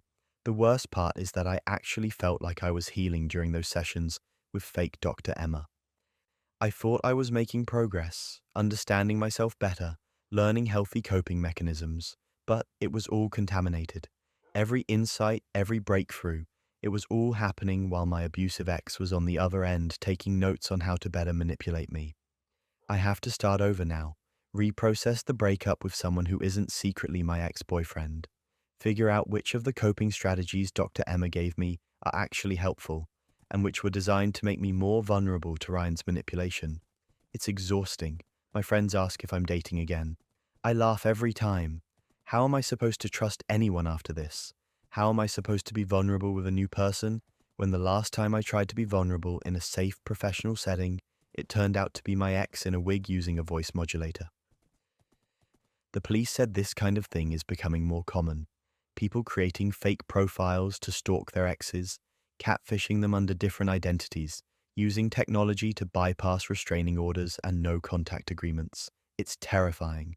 The person you're trying to escape can literally be anyone online. I changed all my passwords, locked down my social media, stopped using any platforms where I might encounter strangers. I'm basically living like a paranoid recluse because my ex decided the best way to win me back was to impersonate a mental health professional and manipulate me for 3 months. And the really messed up part? He probably still thinks he did it out of love, that his intentions were good even if his methods were unhinged. That's what the email suggested. He genuinely believed that violating my privacy, my trust, and my mental health was justified because he wanted to be a better boyfriend. The cognitive dissonance is staggering. I hope he stays away. I hope the restraining order and the arrest scared him enough that he's moved on with his life. But part of me knows he's probably still out there somewhere, convincing himself that this is all just a misunderstanding, that if I'd just let him explain in person, I'd understand how much he loves me. Predatory exes, secret identities, it's a recurring theme, but one woman's ex took manipulation to a corporate level. My ex Nathan and I had what you'd call a messy breakup. We'd been together for 2 years when I found out he was cheating. Not a one-time mistake, a full-on months-long affair with someone from his gym. I left immediately, blocked him on everything, tried to move on with my life. But Nathan didn't take it well. He spent the next few months harassing me, showing up at places he knew I'd be, sending emails from burner accounts, having his friends reach out to tell me how much I'd hurt him. Classic stuff. Then it just stopped. Radio silence for 3 months. I figured he'd finally moved on, found someone new, whatever. I was relieved. I could finally breathe without wondering when he'd pop up next. Then I got called into HR. My manager was there, looking uncomfortable. The HR director was there, looking serious. They told me someone had sent anonymous emails to corporate, claiming I was embezzling company funds, falsifying expense reports, and harassing co-workers. Multiple detailed emails with specific dates and accusations, all complete lies, but the company had a legal obligation to investigate. I was humiliated. They put me on administrative leave while they went through my files, my emails, my expense reports from the past year, interviewed my coworkers to see if anyone had complaints about my behavior. I sat at home for 2 weeks, unable to work, watching my professional reputation get shredded over accusations I knew were false but couldn't disprove until they finished their investigation. They cleared me, obviously. There was zero evidence because none of it had happened. But the damage was done. People in my office knew I'd been investigated.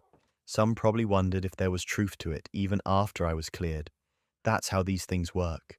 The accusation sticks even when it's proven false. I knew it was Nathan. The emails had referenced inside jokes only he would know.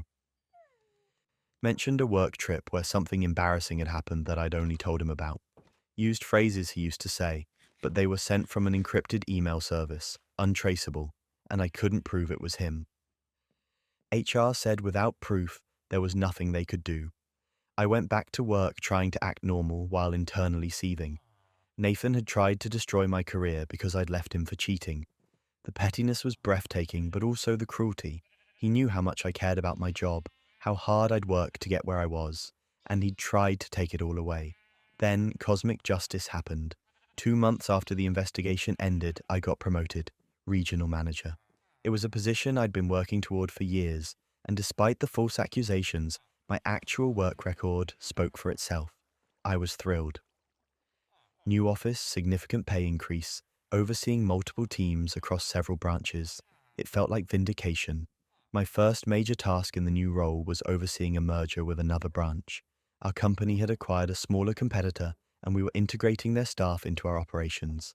I'd be the direct supervisor for about 40 new employees, reviewing their work, managing their transitions, deciding who stayed and who didn't make the cut. I got the list of names, scrolled through, reading backgrounds and current positions. Then I saw it. Nathan Richardson, my ex. He worked for the company we'd just acquired.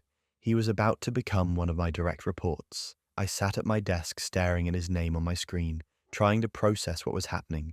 Of all the branches, of all the companies we could have merged with, it had to be his, and of all the managers who could have overseen this transition, it had to be me. Nathan didn't know yet.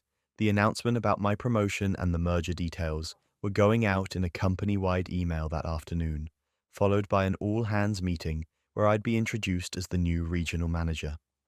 I watched him during that meeting. He was sitting in the back, barely paying attention, scrolling on his phone. Then my name came up on the presentation slide. His head snapped up. He looked at the screen, then scanned the room until he found me sitting in the front row. The color drained from his face. I gave him a small, professional smile and turned back to the presentation. The cosmic timing here is almost too perfect to believe. After the meeting, I stayed completely professional. Introduced myself to the new team members, explained the transition process, told everyone my door was always open. Nathan avoided me, left as soon as he could. I didn't seek him out, didn't need to. We both knew exactly what position we were in now. As regional manager, every report Nathan filed crossed my desk. Every expense claim, every project update, every performance metric. I didn't have to do anything unethical or vindictive. I just did my job, reviewed his work with the same scrutiny I applied to everyone else, made sure everything was documented properly, followed protocol exactly, held him to the same standards as the rest of the team. But here's where it gets absurd. Nathan couldn't handle it. Within 2 weeks, he was making mistakes he'd never made before. Missing deadlines, submitting incomplete reports, showing up late to meetings. His performance tanked, not because I was sabotaging him, but because he was so uncomfortable with the power dynamic that he basically sabotaged himself. I had to have a formal performance review meeting with him after his third missed deadline. We sat in my office, him looking miserable, me keeping everything strictly professional. I asked what was going on, if there was anything affecting his work I should know about. He mumbled something about the transition being stressful. I offered resources, suggested he might benefit from some time management training. By the book, documented everything. He quit within a month, didn't give 2 weeks' notice, just sent an email on a Friday afternoon saying he was done, effective immediately. Cited personal reasons. I accepted his resignation, processed his exit paperwork, and thought that was the end of it. But before he left, he sent me a personal email, not through the work system, to my personal account that he apparently still had saved. He admitted to sending the anonymous emails to HR, said he'd been angry and hurt and wanted me to feel the pain he'd felt, that he'd regretted it immediately but didn't know how to take it back, that working under me had been unbearable because it reminded him constantly of what he'd done. I forwarded the email to HR immediately, attached it to the file from my investigation. They reopened the case, this time with actual proof. They terminated his employment retroactively, flagged him in the industry database for filing false accusations, and banned him from ever being rehired by our company or any of our partners. Nathan is now essentially blacklisted in our industry.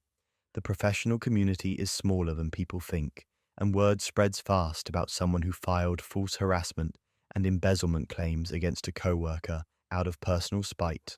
I didn't have to do anything except forward his confession and let the system handle it. I've run into a few of his former coworkers since then. They've told me he's struggled to find work, that every time he gets close to a job offer, something falls through during the reference check phase. I don't feel bad about it. He tried to destroy my career first. I just documented what he admitted to doing and let the consequences play out. My friends have asked if I feel guilty, if maybe I should have just let it go once he quit.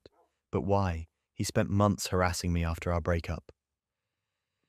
Then he tried to get me fired with false accusations that could have tanked my entire professional life.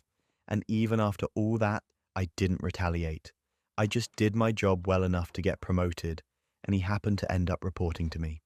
His decision to confess via email was his own. His decision to file false claims in the first place was definitely his own. The whole thing feels like a case study in how trying to tear someone else down often just ends up destroying yourself. He could have just moved on after the breakup, could have dealt with his feelings like an adult and let me live my life. Instead, he committed what essentially amounts to career suicide over a relationship that ended because he cheated. I'm still at the company, still thriving in my role as regional manager. The merger was successful, my team is performing well, and that whole investigation mess is far enough in the past that most people have forgotten about it. Nathan is somewhere else, probably still dealing with the consequences of his choices, and I've learned a valuable lesson about documentation. Always, always keep records. Revenge through success. Poetic. But sometimes the best revenge is just letting karma work. Like when one woman discovered her coworker had been stealing credit. I spent 8 months developing a client pitch that saved our agency $3 million. 8 months of late nights, weekend research, revising presentations until my eyes blurred. It was the kind of project that could define a career. The client was huge, the stakes were massive, and I knew if I pulled it off, the promotion I'd been working toward for 2 years would finally be mine. My coworker Jessica sat in on the development meetings. She was technically on the team, though her role was more administrative. She took notes, offered occasional feedback, asked clarifying questions. I appreciated having someone to bounce ideas off of, someone who understood the scope of what we were trying to accomplish. She seemed genuinely interested in the project's success. I trusted her. As the presentation date got closer, we divided responsibilities. I'd be presenting the main pitch to the board, she'd handle the follow-up materials and logistics. Standard division of labor. The night before the presentation, she asked if she could review my slides one more time, just to make sure everything was polished. I sent them over without a second thought. The next morning, I showed up to the boardroom ready to present. Except Jessica was already there, already set up, already starting the presentation, my presentation, using my slides, my research, my ideas, my exact words. I stood in the doorway confused, waiting for her to introduce me or explain that she was just warming up the room. She never did. She presented the entire pitch, every slide I'd created, every strategy I'd developed, every solution I'd spent months refining. She delivered it flawlessly because she'd heard me practice it a dozen times. The board loved it. They asked questions and she answered them using information from my notes, my research, my analysis. I watched the whole thing happen, too shocked to interrupt, too confused to understand what was happening. When it was over, the board congratulated her, talked about what brilliant work she'd done. She thanked them, said she was proud of what her team had accomplished. Her team. Like I was some assistant who'd helped her execute her vision instead of the person who'd created every single element of what they'd just seen. I confronted her after the meeting, asked her what the hell had just happened. She looked at me like I was being unreasonable, said she'd presented our work, that it was a team effort, that she didn't understand why I was upset. I told her it wasn't our work, it was my work, and she'd stolen it. She said I was being dramatic, that we'd collaborated on it together, that taking sole credit would have been unfair to the team. The gaslighting was so smooth it almost worked. I went to our supervisor, explained what had happened, showed him early drafts with my name on them, emails where I'd outlined strategies, meeting notes in my handwriting. He said it sounded like a miscommunication, that maybe Jessica had misunderstood her role in the presentation. He'd talked to her. Nothing came of it. 2 weeks later, Jessica got promoted. The promotion I'd been working toward. The one that was supposed to be mine after this project. They announced it in a company-wide email, praising her innovative thinking and exceptional client relationship skills. I felt sick reading it. Then she was nominated for our industry's Young Professional Award, a prestigious recognition that could launch someone's entire career.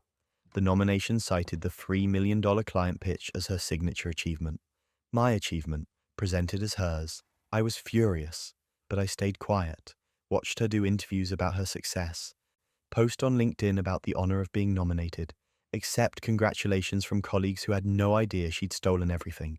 I watched and I documented every email, every project file, every timestamped document showing I'd created the work she was being celebrated for. The award ceremony was a big industry event. Black tie, hundreds of people, live streamed to thousands more. Jessica wore a designer dress and sat at a table near the front with our executives. I sat in the back with junior staff, seething. When they announced her name as the winner, the room erupted in applause. She walked to the stage, beaming, hugged the presenter, stepped up to the microphone, started her acceptance speech thanking everyone who'd supported her journey. Her mentors, her team, her family. She was 3 sentences in when I sent the text. I'd found the event organizer's contact information weeks earlier, had already explained the situation, provided preliminary evidence. Now, as Jessica spoke, I sent everything. The full project timeline, emails from 8 months ago showing initial concepts, draft files with metadata proving I'd created them, meeting notes in my handwriting, everything documented, everything time-stamped, everything irrefutable. My phone buzzed. The organizer had received it, was reviewing it now. I watched the stage. Jessica was still talking, oblivious. Then I saw movement in my peripheral vision. The organizer was walking toward the stage. She went to the presenter, whispered something. I saw his face change. And here's where it gets absurd. They pulled her off stage mid-speech, just interrupted her acceptance speech, asked her to step aside, announced there would be a credential review before the award could be officially conferred. The room went completely silent. You could hear chairs creaking as people shifted to see what was happening. Jessica stood there frozen, looking between the presenter and the organizer, clearly not understanding what was going on. I stood up and walked out. Didn't wait to see her reaction, didn't stick around for the aftermath. Just left.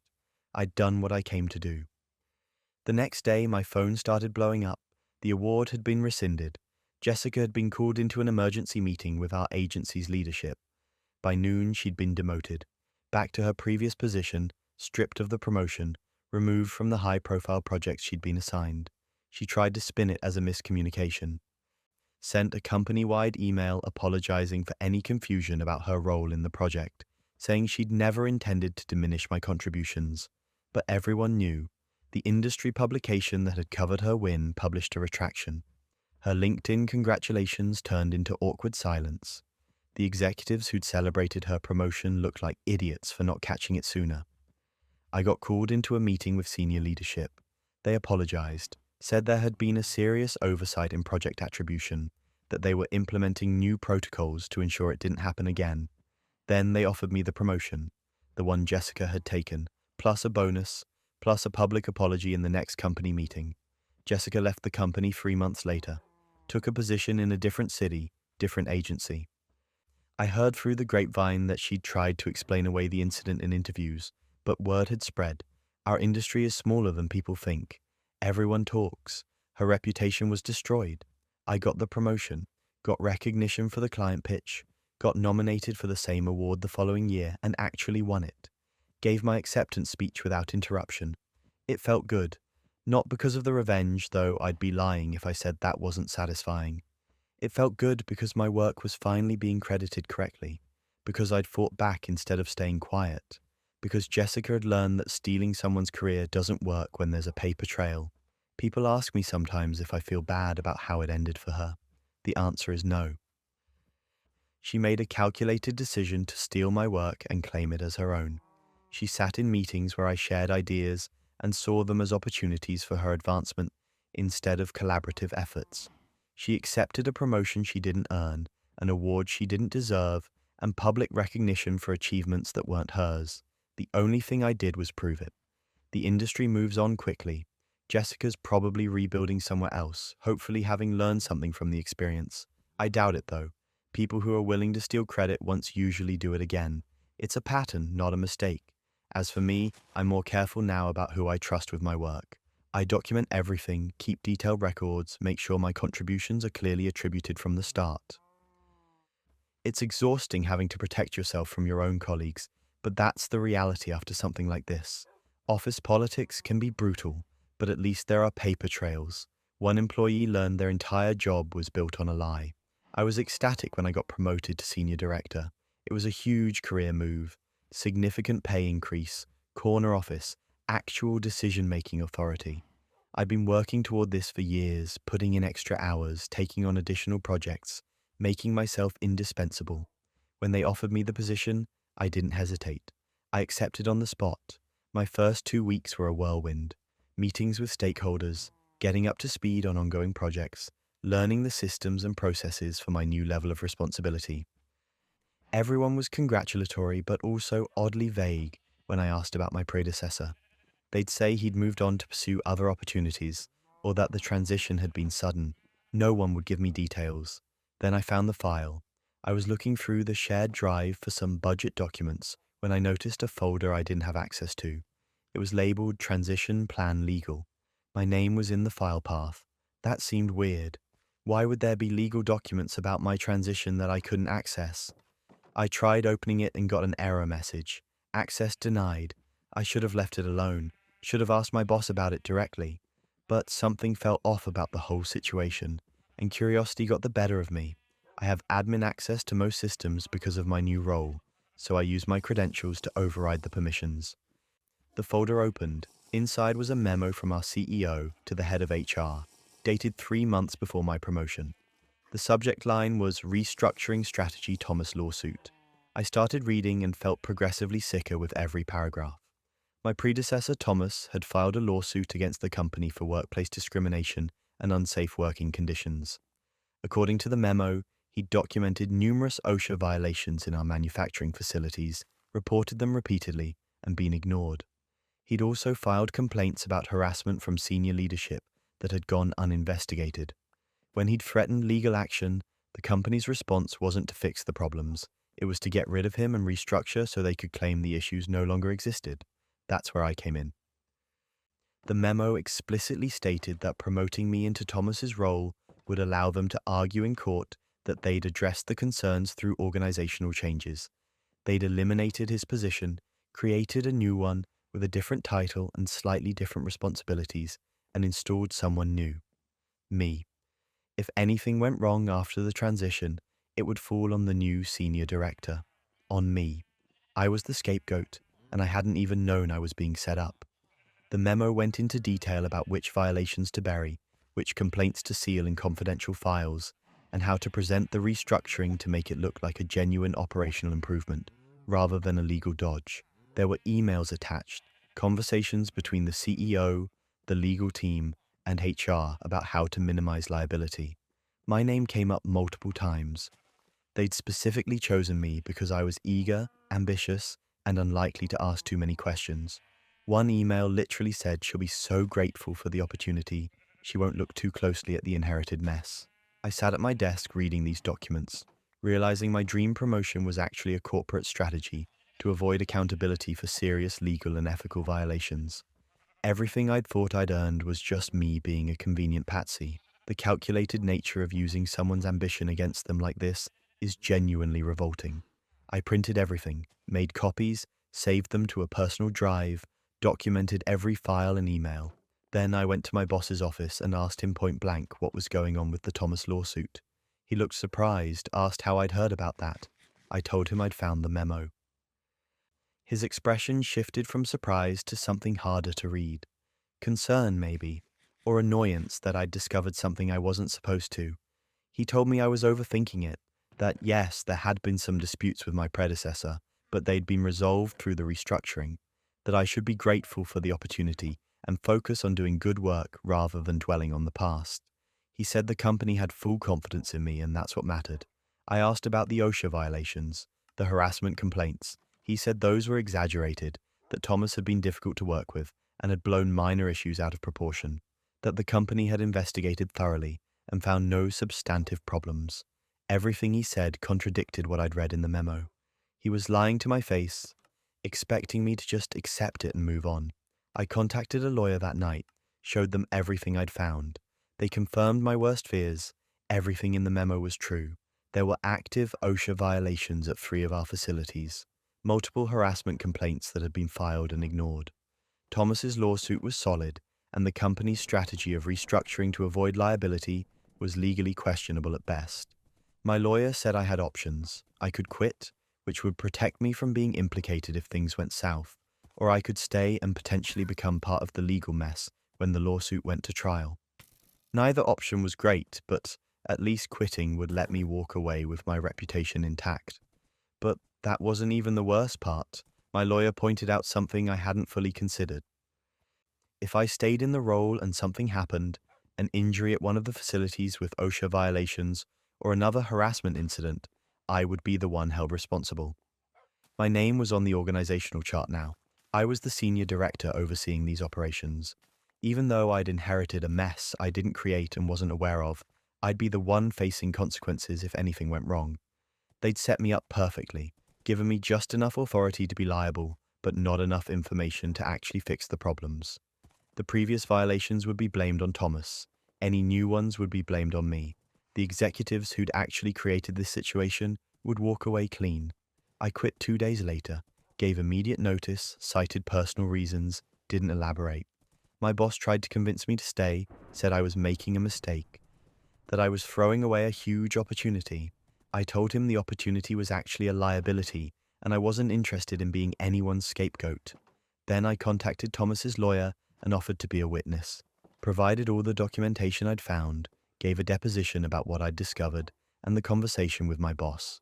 My testimony apparently strengthened their case significantly, because it showed the company's restructuring was a deliberate attempt to evade accountability rather than a genuine operational change. The company settled 6 months later for $4 million. Thomas got a significant portion of that. The settlement also required the company to address all the OSHA violations, implement new harassment reporting procedures, and bring in an external monitor to ensure compliance. Basically, everything they should have done in the first place, instead of trying to lawyer their way out of responsibility. I got a new job at a competitor within 3 weeks of quitting. They'd heard through industry contacts that I'd left my previous role and reached out. When I explained why I'd left, carefully and professionally, they were impressed that I'd walked away from a promotion rather than participate in something unethical. Turns out having principles is actually valued in some places. My old boss was fired as part of the settlement terms.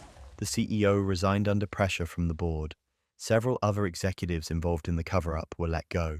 The company's reputation took a massive hit, and they lost several major contracts when the lawsuit became public. I think about how close I came to being destroyed by that situation. If I hadn't found that memo, if I just trusted that my promotion was legitimate and done my job without asking questions, I would have been left holding the bag when everything inevitably fell apart. My career would have been over, possibly my freedom too if someone had gotten seriously injured due to the OSHA violations I was supposedly overseeing. People ask if I regret walking away from the money and the title. Not for a second. That promotion was never real. It was a trap disguised as an opportunity, and I'd rather build a career on actual merit than on being someone's convenient scapegoat. Corporate cover-ups, legal nightmares, sometimes standing up is the only option. but one Zoom call proved that you don't always have to try to expose corruption. We were in a routine Zoom meeting, just another casual Friday, 40 people on the call, going through quarterly updates. I was scheduled to present our department's metrics, nothing exciting, standard performance review stuff that everyone half pays attention to while checking their email. I'd done this presentation a dozen times before. I clicked share screen, pulled up my slides, and started talking through the numbers. Revenue projections, client retention rates, efficiency improvements. My usual spiel. I didn't realize I still had Slack open in the background. I'd been messaging with a colleague earlier and forgot to close the window. Not a big deal normally. People accidentally share the wrong screen all the time. Usually it's just mildly embarrassing. Then a notification popped up, right there on my shared screen, visible to all 40 people on the call. A message from our CEO to his executive assistant. I saw it the same moment everyone else did. Tell the board we're liquidating the pension fund to cover the Bermuda losses. Employees don't need to know until Q4. I froze. My brain couldn't process what I was reading fast enough to react. The message stayed on screen for maybe 5 seconds before I realized what was happening and frantically closed Slack. But 5 seconds was enough. The Zoom chat absolutely exploded. People were typing in all caps, asking if they'd read that correctly, demanding to know what Bermuda losses meant, panicking about their pensions. I ended the meeting. Just clicked end for everyone and sat there staring at my blank screen, my hands shaking. I just accidentally exposed something that was clearly meant to be secret. Something that affected every single employee's retirement fund, and I had no idea what to do about it. Within an hour, HR called. Not my usual HR contact, the director. Very serious tone. They wanted to meet with me immediately. I went to the office, still in shock, still trying to figure out if what I'd seen was real or if I'd somehow misread it. They sat me down in a conference room with the chief legal counsel and offered me a severance package, 6 months salary, full benefits through the end of the year, glowing recommendation letter.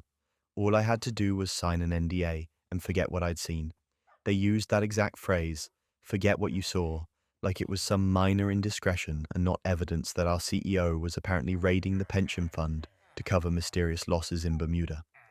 They said it had been a miscommunication, that the message had been taken out of context, that there was a reasonable explanation if I'd just trust them and let it go. I asked what the explanation was. They said they couldn't discuss confidential board matters with me, but if I signed the NDA, I could rest assured everything was being handled appropriately. The condescension was actually impressive in its transparency. I told them I needed time to think about it. They said I had until end of business day. I left that meeting and immediately took screenshots of everything. The Slack message, the meeting recording if I could access it, everything I could document. Then I called a lawyer. My lawyer told me what I already suspected. This wasn't a miscommunication. This was evidence of potential financial fraud. If the CEO was liquidating employee pension funds to cover personal investment losses, that was federal criminal activity. The lawyer said I had 2 choices: sign the NDA, take the money, and walk away, or report it and potentially blow up my entire career. I'd like to say the decision was easy, that I immediately chose the ethical path without hesitation, but honestly, I sat with it for hours. 6 months' salary was significant money. I had bills, rent, student loans. Walking away from that to become a corporate whistleblower, with all the professional consequences that could bring, was terrifying. But I kept thinking about the other people on that call, the ones who'd seen the same message I had, people who'd been working at this company for decades, counting on their pensions for retirement. People who deserved to know if their financial futures were being gambled away by a CEO covering his own losses. I forwarded the screenshot to the SEC and to our board of directors, both of them, sent detailed emails explaining what I'd seen, when I'd seen it, and the pressure I'd received to sign an NDA about it. Then I waited. The investigation launched within 48 hours. Federal regulators, forensic accountants, the whole apparatus, they froze company accounts, demanded records going back years. And what they found was worse than anyone had imagined. That's when everything unraveled. The CEO had been embezzling for years, not just the pension fund, though that was part of it. He'd been using company money for personal investments, luxury real estate, offshore accounts. The Bermuda losses mentioned in that message, a failed condo development he'd invested company funds into without board approval. When it tanked, he'd tried to cover the losses by raiding the pension fund, hoping he could replace the money before anyone noticed.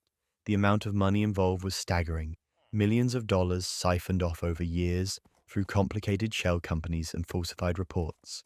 He'd been cooking the books so thoroughly that even our external auditors had missed it. Or maybe they hadn't looked too hard. That investigation is still ongoing. He was arrested 3 months after my accidental screen share. Federal indictment for embezzlement, wire fraud, securities fraud, a whole list of charges that could put him away for decades. The news coverage was massive. Our company was all over the financial press, and not in a good way. Stock price tanked. Major clients left. It was a complete disaster. The board reached out to me personally, apologized for the pressure I'd received from HR and legal, thanked me for coming forward. Then they offered me the CEO position, interim at first, potentially permanent if I wanted it. They said they needed someone with integrity to help rebuild trust, and my actions had demonstrated exactly that kind of character. I declined, thanked them for the offer, but told them I was done. The whole experience had soured me on corporate culture in a way I couldn't get past. The fact that multiple people in leadership had known something was wrong, or at least suspected it, but had stayed quiet to protect their own positions. The fact that the first instinct when I accidentally exposed it had been to pay me off rather than investigate. I didn't want to be part of that world anymore. I left the industry entirely, took some time off to decompress, then pivoted to nonprofit work. The pay is worse, but I sleep better at night, and I don't have to worry about accidentally uncovering massive fraud schemes during routine Zoom calls. The fallout from everything is still happening. The pension fund was restored using recovered assets and insurance payouts. Most employees got their retirement money back, though the company itself is still struggling. Several board members resigned. The HR director and legal counsel who'd pressured me to sign the NDA were both fired. People ask me sometimes if I regret it, if I wish I'd just taken the severance and walked away quietly. The answer is no, not because I'm some hero who always does the right thing, but because I don't think I could have lived with myself knowing what I knew and doing nothing. Those 40 people on that Zoom call deserved the truth. The hundreds of employees counting on their pensions deserved the truth. And sometimes the only way the truth comes out is through accidents and people willing to deal with the consequences of exposing it. Some secrets aren't worth keeping, especially when keeping them means letting people get hurt. Accidental whistleblowing can change everything, but some people weaponize information on purpose, like one coworker who learned the hard way. My coworker Brad started telling people we were having an affair. We weren't. We'd never even had a conversation outside of work that lasted longer than 30 seconds. We worked in different departments, barely interacted, and I'd never given him a single reason to think I was interested in him. But suddenly, people were whispering when I walked by, giving me these weird looks in the break room. I got excluded from a client lunch I was supposed to attend, and when I asked why, my manager gave me some vague excuse about team dynamics. I didn't understand what was happening until a friend from another department pulled me aside and asked if I was okay. She said there were rumors going around about me and Brad, that people were saying we were sleeping together, that it had been going on for months, that I was the reason he'd been staying late at the office. I was so shocked I actually laughed, told her it was absurd, that I'd never even been alone with Brad, that whoever started that rumor was delusional. She looked uncomfortable.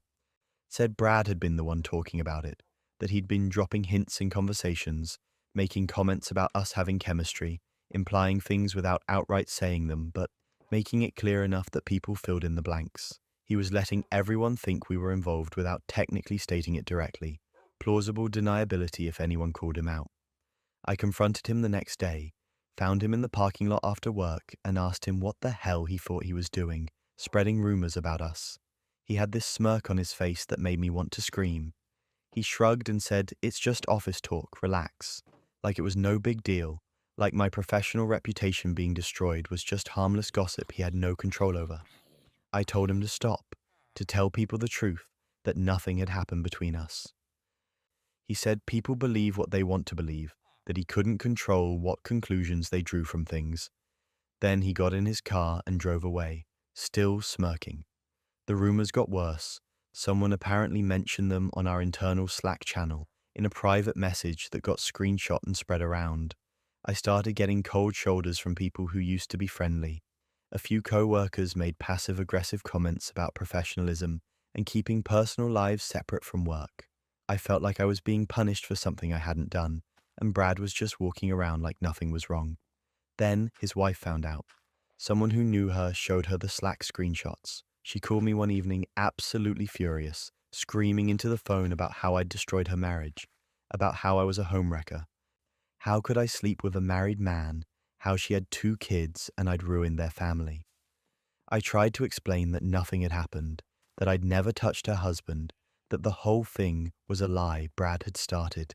She didn't believe me, said of course I'd deny it, that mistresses always denied it. I told her I had proof, that if she wanted the truth, I could show her exactly what kind of man her husband was. She went quiet for a second, then told me to send it. I'd been documenting everything since my friend first told me about the rumors. Screenshots of my work calendar showing I'd never had private meetings with Brad. Email exchanges that were purely professional and brief. Security logs showing our badge swipes proved we were never in the building alone together. But that wasn't the proof that mattered. What mattered were the screenshots I'd gotten from other women in the office. 3 of them, all younger than Brad, all uncomfortable with messages he'd sent them. Flirty texts, inappropriate comments, one message where he literally said he'd started rumors about me and another woman to keep people from noticing his actual attempts to hook up with someone else. He'd bragged about it, called it keeping people off his trail, using me as a decoy for his actual harassment of other employees. I sent everything to his wife, the messages, the timeline, the evidence that I'd never been involved with him and that he'd weaponized my reputation to cover his tracks while he pursued other women.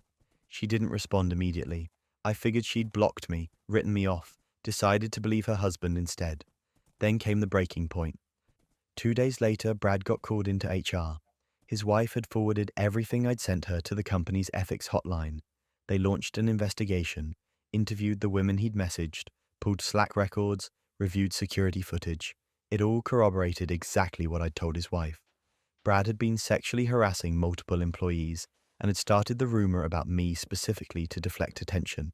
He got fired within a week, walked out with a box of his desk belongings while people watched. Some looked satisfied, others looked uncomfortable, probably because they'd believed his rumors and now realized they'd participated in trashing my reputation over a lie. His wife filed for divorce. I know because she sent me a message thanking me for the evidence and apologizing for how she'd spoken to me on the phone. She said she'd suspected something was off, but Brad had always been able to explain things away, make her feel like she was paranoid or overreacting. The screenshots I'd sent were proof she couldn't deny. She was taking the kids and moving back to her parents' place in another state. Brad tried to sue me for defamation, actually had a lawyer send me a letter claiming I'd maliciously spread false information that cost him his job and his marriage. I forwarded it to my lawyer, who responded with copies of all the evidence showing everything I'd shared was true and documented. The case was dismissed before it even got to court. You can't sue someone for defamation when what they said was accurate and provable. The confidence it takes to harass multiple women, destroy someone's reputation as a smokescreen, and then try to sue when you get caught is truly something. His wife sent me a thank you card a few months after the divorce was finalized. It was brief, just a note saying she appreciated me giving her the truth and that she and her kids were doing better without him. She'd gotten full custody and a decent settlement. Brad had apparently moved to another city and was working some lower-level job, his career in our industry basically over, since word had spread about why he was fired. The office eventually moved on. The rumors faded as people realized they'd been manipulated. A few co-workers apologized to me directly, said they should have asked me about it instead of just believing gossip. Others avoided eye contact, probably embarrassed about how quickly they'd turned on me based on nothing but Brad's implications. I stayed at the company, thought about leaving, starting fresh somewhere people didn't associate me with that whole mess. But I decided I wasn't going to let Brad run me out of a job I'd earned. I'd done nothing wrong. Why should I be the one to leave? My reputation recovered slowly. I took on high-profile projects, delivered good work, reminded people who I actually was, instead of who Brad's rumors had painted me as. It took time, but eventually the whispers stopped. People stopped giving me weird looks. I got included in meetings again. Things went back to normal, or as normal as they could be after something like that. I think about Brad sometimes. Wonder if he learned anything from losing his job and his family over his own arrogance. Probably not. People like that usually just blame everyone else, convince themselves they were the victim of some conspiracy instead of the consequences of their own actions. But his ex-wife is better off. The women he harassed don't have to deal with him anymore, and I don't have to worry about someone actively sabotaging my reputation to cover their own predatory behavior. That's a win in my book. The whole experience taught me to document everything, to not assume people will believe the truth just because it's true, and to never underestimate how far someone will go to avoid accountability for their actions. Brad burned down his own life trying to keep his behavior hidden, and all I did was hand his wife a match and step back. Proof is power, but sometimes the best revenge is just strategic pettiness, like what one tenant pulled on a greedy landlord. My landlord Jake raised my rent by 40% with 2 months' notice. Just sent me an email one day, casual as anything, saying the lease was up for renewal and the new rate would be significantly higher. He called it a market rate adjustment. I called it price gouging, but legally there wasn't much I could do. The lease allowed for increases at renewal, and technically the new rate was within the bounds of what other places in the area were charging. Technically, I was furious. I'd been a model tenant for 3 years, never late on rent, never complained, kept the place immaculate. And this was how he repaid that reliability, by pricing me out so he could maximize his profit margins. I knew I couldn't afford the increase, not without sacrificing basically everything else in my budget. So I started apartment hunting, angry and stressed and dreading the whole process. That's when I met Claire. I was viewing a duplex she had listed, and we just clicked immediately. She was warm, funny, asked thoughtful questions about what I was looking for. After the tour, she invited me to grab coffee at the place next door.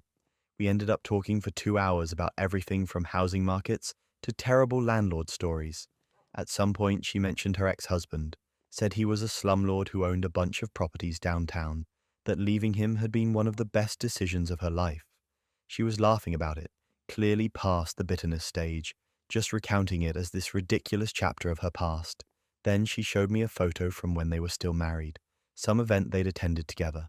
It was Jake, my landlord, Jake. The same guy who just raised my rent by 40%. I must have made a face because Claire asked if I was okay. I told her that was my current landlord, the one I was trying to escape because of the massive rent increase. Her expression changed immediately. She got this look that was part vindication, part fury, and part something I couldn't quite read. She asked me which property. I told her the address. She nodded slowly and said she'd thought he still owned that building. Then she told me her story. She'd left Jake after discovering he'd been illegally overcharging tenants for years, collecting above the legal limit in rent-controlled units, charging for utilities that were supposed to be included, adding fees that weren't in the leases. She'd found all the documentation while they were still married, confronted him about it, and he'd brushed it off as just business, said everyone did it, that tenants were too stupid or too busy to notice. That had been the final straw for her.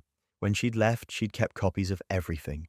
Bank records, rental agreements, communications with tenants, all of it. She'd considered reporting him at the time, but her lawyer had advised against it during the divorce, said it would complicate things, so she'd held onto it all, waiting for the right moment. And here's where it gets absurd. She looked at me over her coffee and said she had a guest house, small but newly renovated, fully furnished.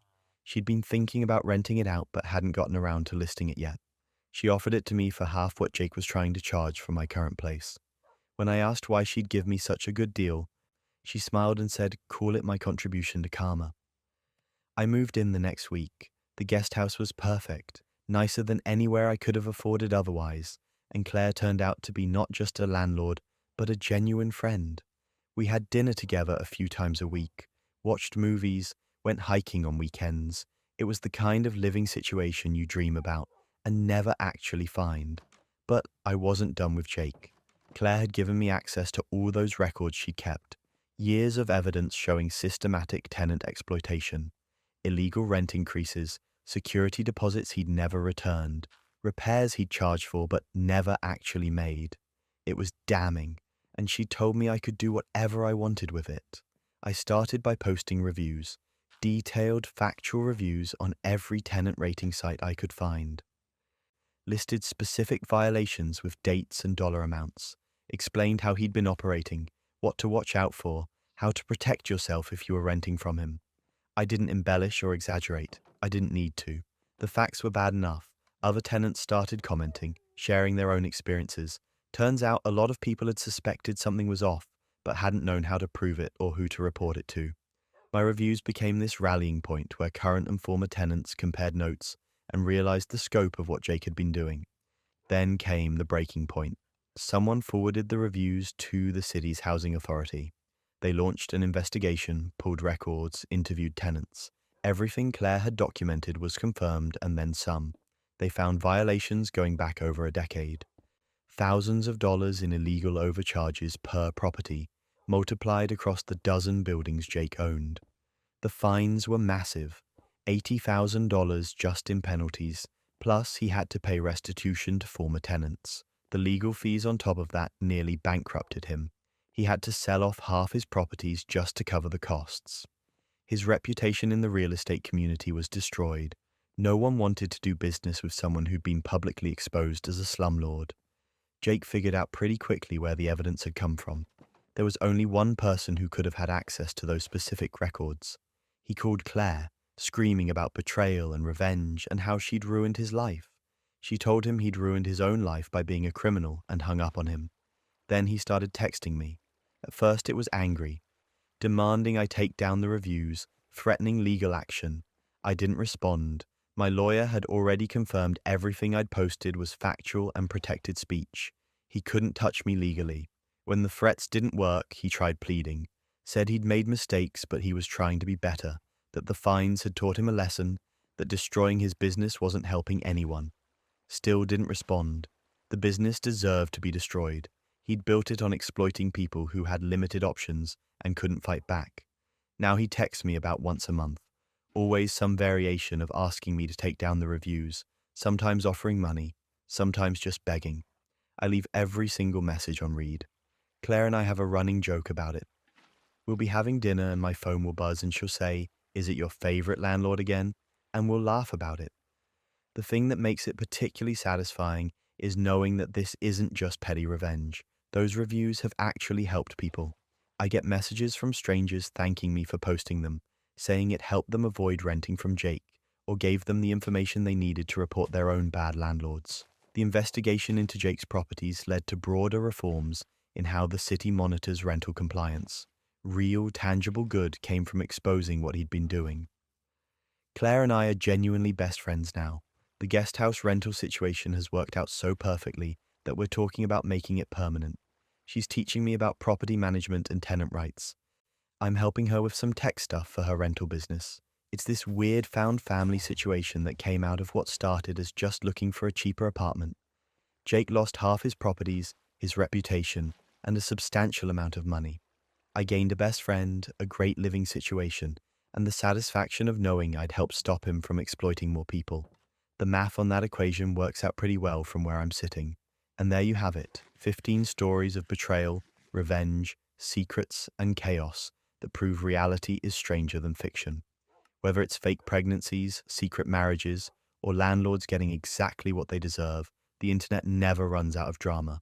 If you've made it this far into the chaos, thank you for sticking with me through every twist and turn. Make sure to hit subscribe, drop a comment telling me which story shocked you the most, and remember, karma doesn't forget, even if people think you will. Sweet dreams, everyone, and remember, the truth always has a way of coming out, whether it's in a journal, a Zoom call, or a perfectly timed playlist. Sleep well, and I'll see you in the next one.